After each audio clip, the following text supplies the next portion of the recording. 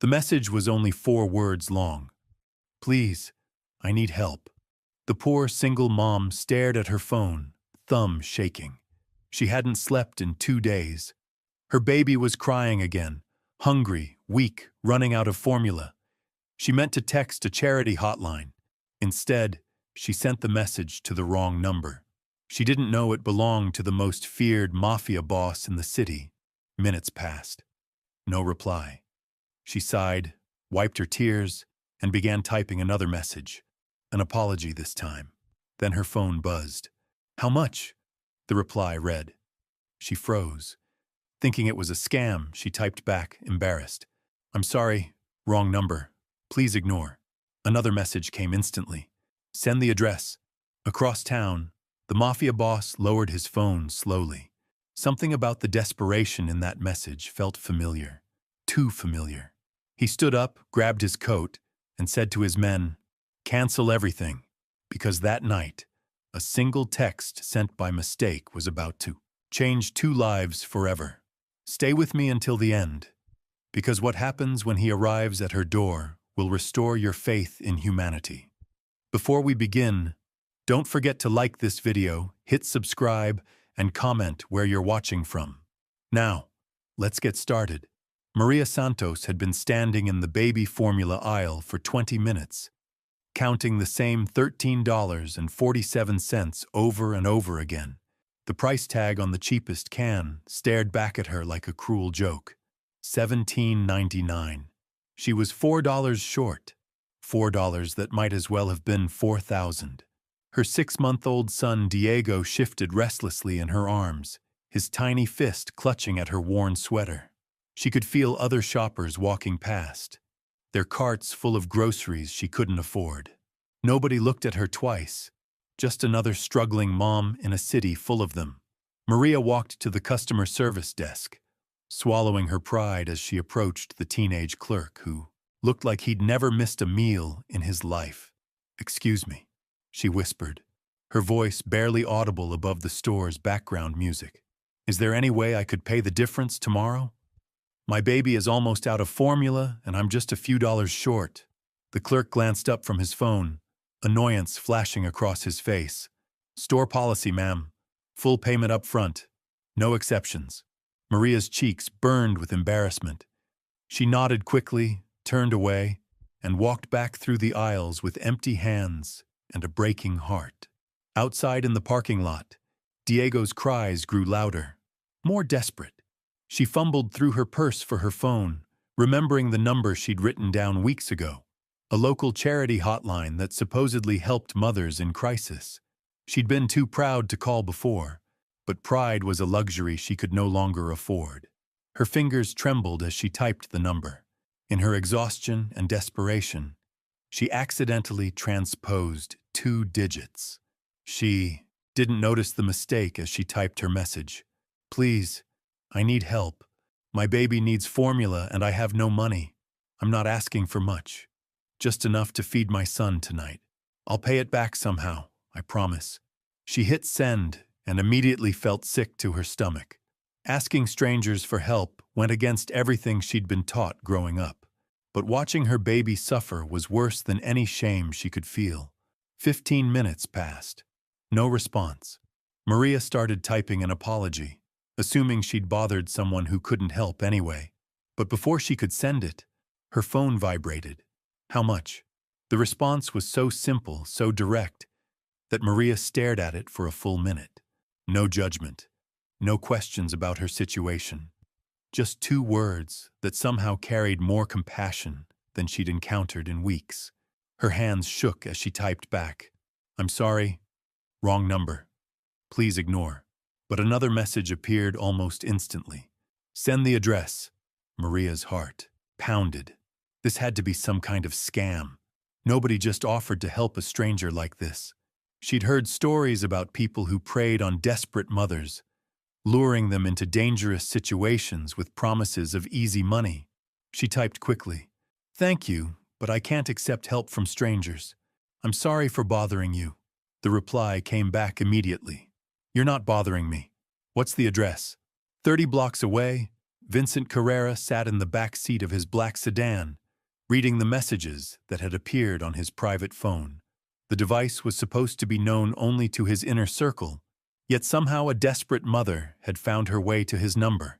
Vincent had built his reputation on being untouchable, unreachable, and absolutely ruthless when it came to business. At 42, he controlled most of the underground operations in the eastern part of the city. Politicians feared him. Rival families respected him. The police had been trying to build a case against him for over a decade without success. But as he read the woman's messages, something stirred in his chest that he hadn't felt in years.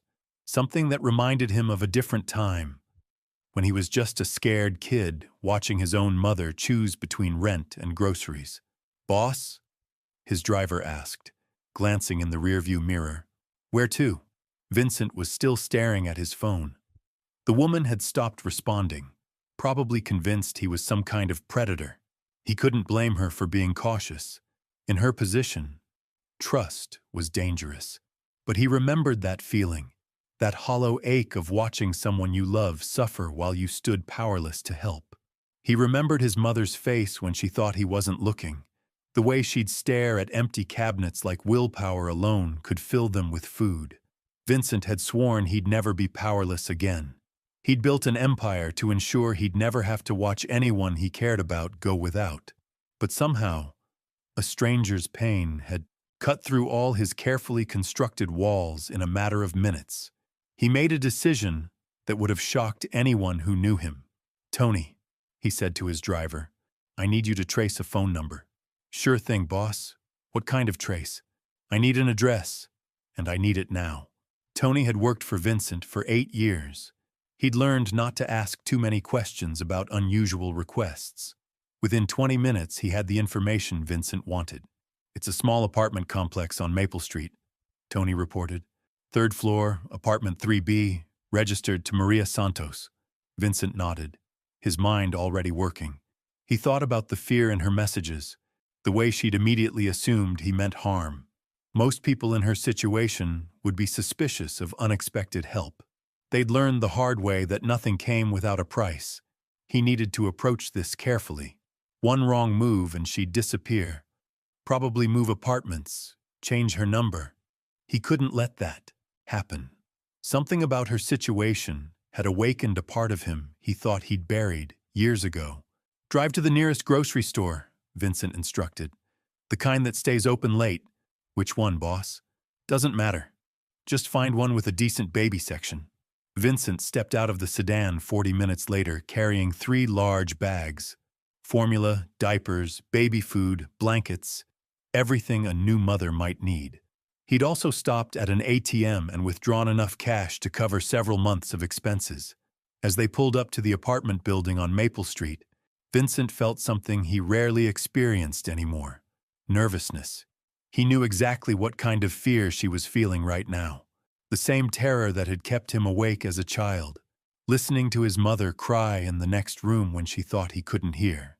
The helplessness that came with loving someone you couldn't protect. Vincent looked up at the weathered apartment building. Paint peeling from the walls, broken security gate hanging open, flickering fluorescent lights in the hallway. He'd grown up in a place just like this one. Different address, same desperation. "Wait here," he told Tony, grabbing the bags from the trunk. "You want backup, boss?" Tony asked, scanning the empty street with practiced caution. Vincent shook his head. "This isn't that kind of visit." He climbed the stairs 2 at a time, his expensive shoes echoing in the narrow stairwell. The building smelled like old cooking grease and broken dreams. When he reached the 3rd floor, he could hear a baby crying behind door 3B. Vincent stood outside Maria's door for a full minute, listening to that sound. It cut through him like a blade. He'd heard that same cry from his baby sister years ago, before everything fell apart. He knocked gently, 3 soft taps. The crying stopped abruptly. Vincent could hear movement inside, cautious footsteps approaching the door. "Who is it?" Maria's voice was barely a whisper. "My name is Vincent. You sent me a message tonight." Complete silence from the other side of the door. Vincent could practically feel her fear radiating through the wood. "I'm not here to hurt you," he continued, his voice softer than anyone who knew him had ever heard it. "I brought formula for your baby." More silence. Then the sound of multiple locks being undone. The door opened just a crack. Security chains still engaged. Maria's dark eyes peered out at him, wide with terror and confusion. She took in his expensive coat, his perfectly groomed appearance, the way he carried himself like someone used to being obeyed. "You're not from the charity," she whispered. "No," Vincent admitted. "I'm not." "Then who are you?" Vincent looked at this young mother, probably no older than 25, holding her baby protectively against her chest. Her apartment behind her was clean but sparse.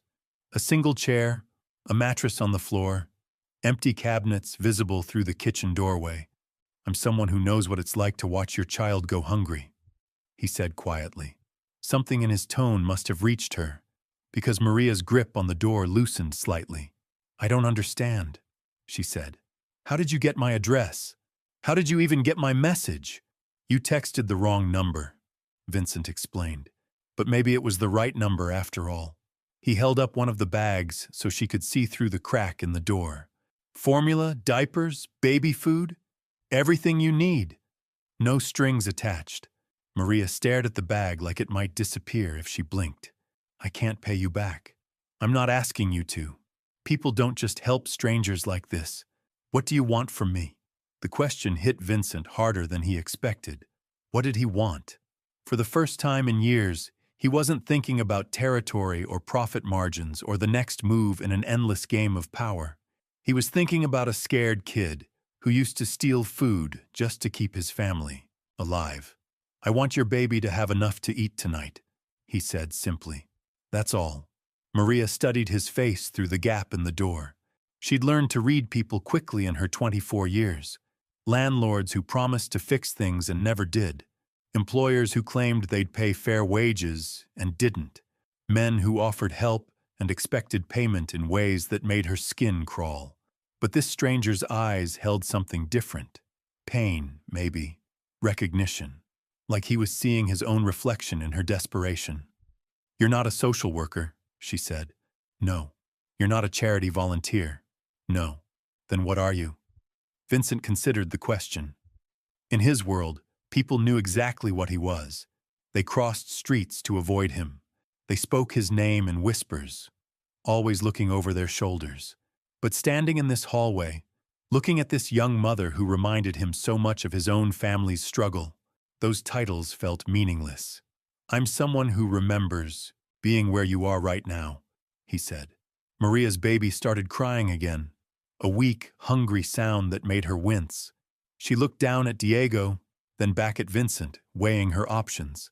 Trust a stranger or watch her son suffer. The choice wasn't really a choice at all. Slowly, she unhooked the security chain. The door opened fully, revealing the reality of her situation. The apartment was maybe 400 square feet total. A single mattress in the corner served as both bed and couch. A small table held a hot plate and a few mismatched dishes. The refrigerator hummed loudly, but Vincent could see through the glass door that it was nearly empty. "I'm not usually this stupid," Maria said, stepping back to let him enter. "But Diego hasn't eaten in 6 hours and I'm out of options." Vincent stepped inside, noting how she positioned herself between him and the baby. Even in her desperation, she was protecting her child. He respected that. "How old?" he asked, nodding toward Diego. 6 months. He was premature, so he needs special formula. The expensive kind. Her voice cracked slightly. "I used to have a job at a diner downtown. Good tips, decent hours. But when Diego got sick last month, I had to take time off. They replaced me." Vincent set the bags down on the small table. "What about family?" Maria's laugh was bitter. "My parents kicked me out when they found out I was pregnant.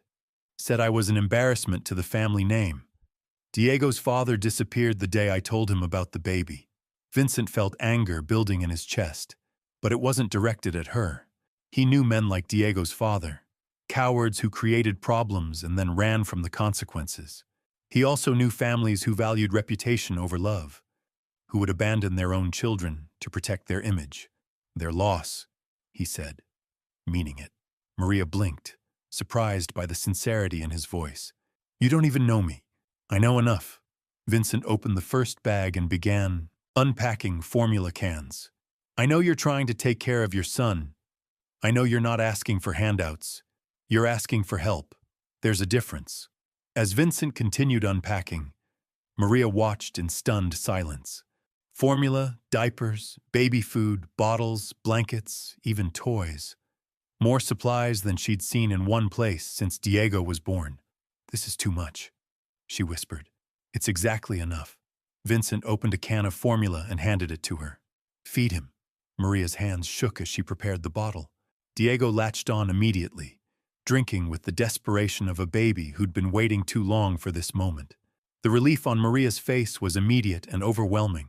Thank you, she breathed, tears streaming down her cheeks. I don't know how to thank you. Vincent watched the baby eat, remembering his sister at that age, remembering how powerless he'd felt, how angry it made him that love wasn't enough to fill an empty stomach. You don't need to thank me, he said. Just take care of him. But even as he said the words, Vincent knew this wasn't going to be a one-time intervention.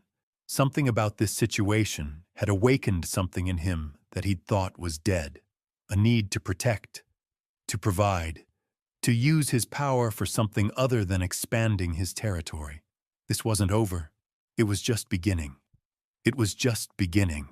Maria stared at the stranger standing in her apartment, her mind racing with questions she was afraid to ask. Vincent moved with quiet efficiency, unpacking the remaining bags like he'd done this 1,000 times before. But there was something in his movements, a careful deliberateness that spoke of someone who understood exactly what poverty felt like. You said you remember being where I am, Maria said softly, adjusting Diego in her arms as he continued drinking. What did you mean by that? Vincent paused, his hand hovering over a package of diapers. For a moment, his carefully controlled expression cracked, revealing something raw underneath. My mother raised 3 kids alone after my father died. I was 12 when I started stealing food just so my baby sister could eat. The honesty in his voice caught Maria off guard. She'd expected evasion, maybe a polite deflection. Instead, he was offering her a piece of his past that felt sacred and painful. What happened to her? Your sister? She died when she was 3. Pneumonia. We couldn't afford a doctor. Vincent's voice was steady, but his jaw tightened. I promised myself that night that I'd never be powerless again, that I'd never watch someone I cared about suffer because of money. Maria felt her breath catch. She looked down at Diego, healthy and warm in her arms, and imagined losing him to something as preventable as illness. The thought made her stomach turn. I'm sorry, she whispered. Vincent shook his head. Don't be sorry. Just understand that when I got your message tonight, it wasn't charity. It was personal. He finished unpacking and stepped back, surveying the small apartment with calculating eyes. Maria watched him take in the peeling paint, the broken window latch, the way the floorboards sagged near the kitchen. She braced herself for judgment, for the look of pity she'd grown used to seeing. Instead, Vincent pulled out his phone and made a call. Tony, I need you to contact Ramirez. Tell him I want to know who owns 247 Maple Street, everything. Financial records, maintenance history, tenant complaints. I want it all by tomorrow morning. Maria's eyes widened. What are you doing? Vincent ended the call and looked at her directly. This building should be condemned. The heat doesn't work properly. Half the windows don't lock. And I saw 3 fire code violations just walking up the stairs. No one should be raising a baby in these conditions. I can't afford anywhere else, Maria said quickly, fear creeping into her voice. Please don't report this place. They'll kick us out and we'll have nowhere to go. I'm not reporting anything, Vincent said calmly. I'm buying it. The words hung in the air like smoke. Maria stared at him, convinced she'd misheard. You're what? I'm going to buy this building. Fix it up properly. Make it safe for families like yours. Maria's legs felt weak. She sank onto the edge of her mattress, still holding Diego. That's insane. You don't even know me. You can't just buy a building because one tenant has problems. Vincent sat down in her single chair, making himself smaller, less intimidating. 6 months ago, I bought a restaurant because the owner was being extorted by some punk kids from the West Side. Last year, I took over a construction company because they were cheating their workers out of overtime pay. I've been looking for ways to do something meaningful with the resources I have. But why? What do you get out of it? Vincent was quiet for a long moment, his eyes fixed on Diego.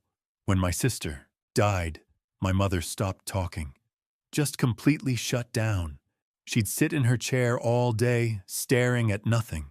I tried everything to bring her back, but the guilt had eaten her alive. She died 2 years later, but really she died the night we lost Sophia. Maria felt tears prick her eyes. The pain in Vincent's voice was unmistakable, raw and unhealed, despite the years that had passed. I built everything I have on that anger, Vincent continued. The rage at a system that lets children die from poverty while other people waste money on things that don't matter. But anger only gets you so far.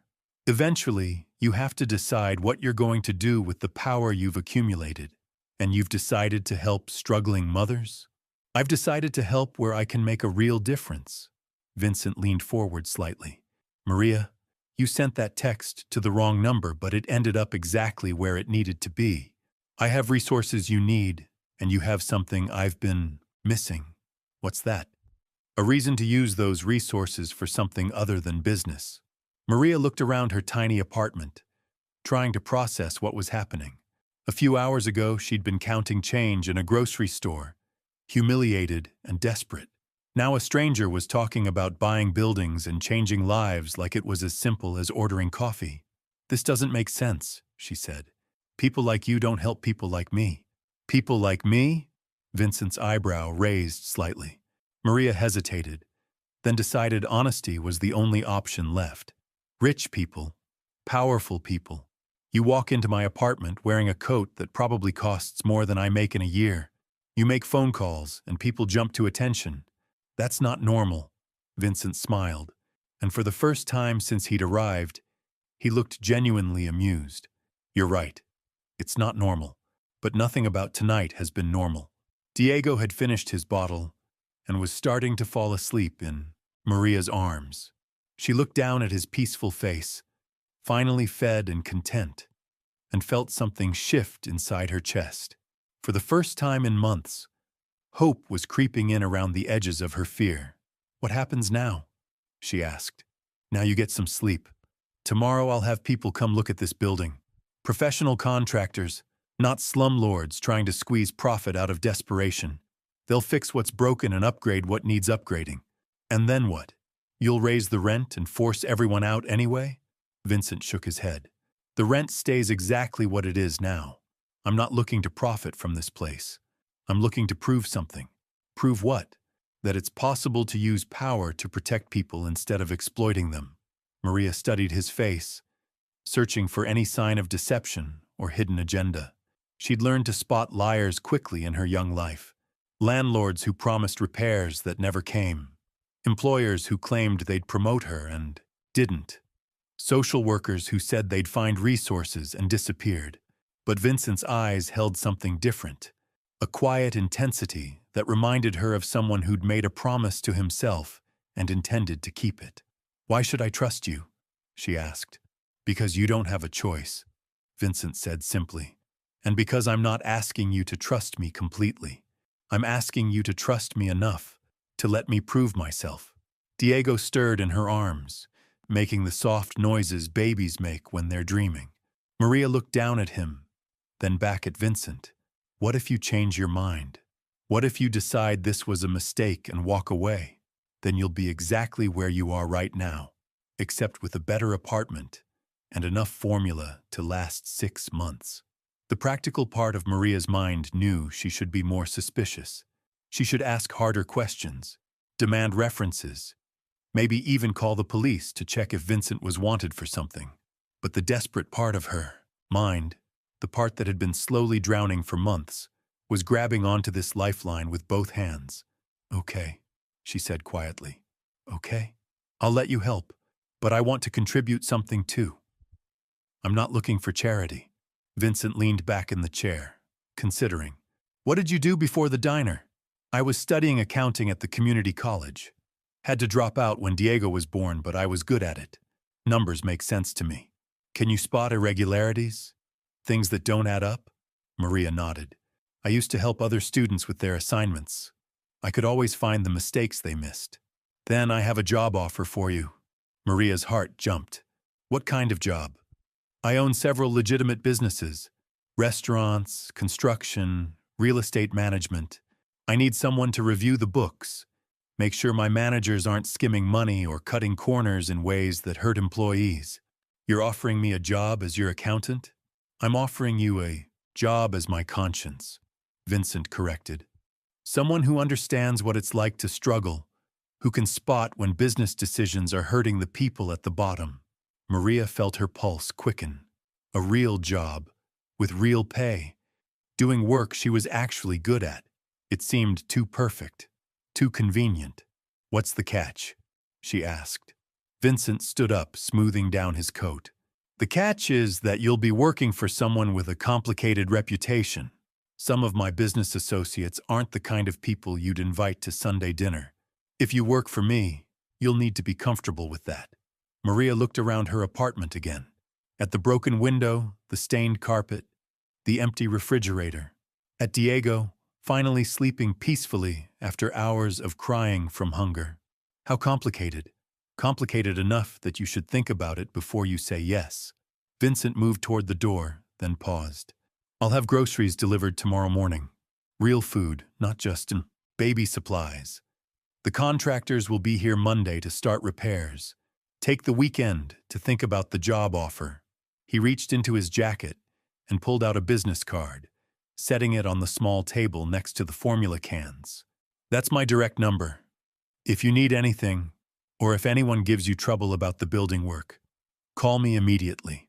Maria nodded, still processing everything that had happened in the last hour. "Vincent," he turned back to her, "thank you for all of this. I know I keep saying it, but I need you to know how much this means." Vincent's expression softened. "My mother never got the chance to see her children grow up healthy and safe. But you will. That's thanks enough." He opened the door, then looked back one more time. "Maria, that text you sent tonight? It wasn't a mistake. It was exactly what was supposed to happen." After he left, Maria sat in her chair for a long time, holding Diego and staring at the bags of supplies that had appeared.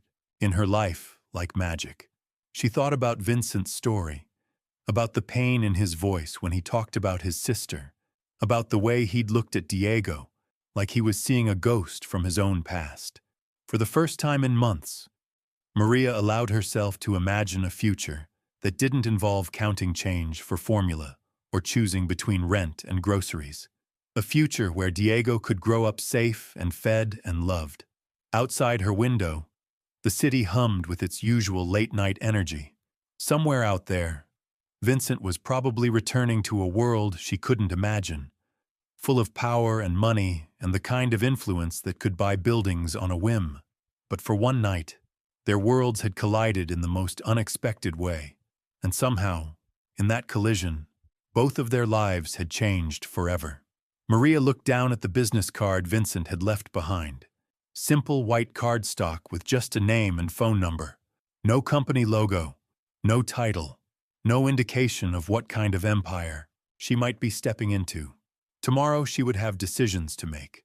Tonight, she would simply hold her son and let herself believe that sometimes, just sometimes, the universe sent help exactly when you needed it most.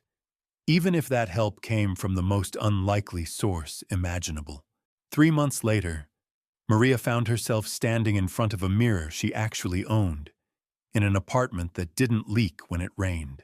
The transformation felt surreal, like she was living someone else's life. Diego babbled happily from his new crib, reaching for the mobile Vincent had insisted on buying. Not the cheap plastic kind she'd planned to get someday, but a handcrafted wooden one that played soft melodies. The accounting work had started slowly, Vincent brought her ledgers from his restaurant chain first, simple books that let her ease back into the rhythm of numbers and calculations. She'd found 3 instances of managers skimming tips from servers, and one case where a supplier was overcharging for basic ingredients. Each discovery earned her a nod of approval from Vincent and a growing sense of her own value, but it was the construction company books that changed everything. Maria spread the documents across her kitchen table, Diego napping peacefully nearby. Something felt wrong in the payroll sections, patterns that didn't match the project timelines. Workers listed as full-time who seemed to vanish from records after just a few weeks. Overtime hours that appeared and disappeared without explanation. She'd learned to trust her instincts about numbers. They told stories that people tried to hide, revealed truths that got buried under complicated explanations. And this story made her stomach turn. The construction managers weren't just cheating workers out of overtime. They were hiring undocumented immigrants, working them brutal hours for below minimum wage, then firing them before payday and claiming they'd quit. The money that should have gone to wages was being pocketed by 3 different supervisors. Maria stared at the evidence she'd compiled, her hands trembling slightly. This wasn't about missing inventory or inflated supplier costs.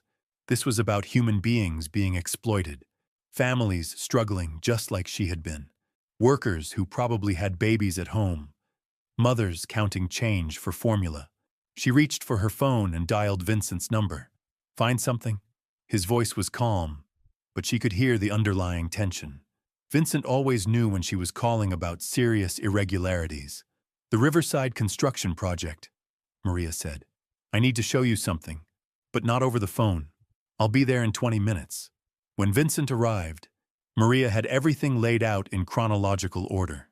Bank records, payroll sheets, employee files that told the story of systematic wage theft. He studied the documents in silence, his jaw tightening with each page. "How much?" he asked finally. "Over $400,000, Maria said, her voice barely above a whisper.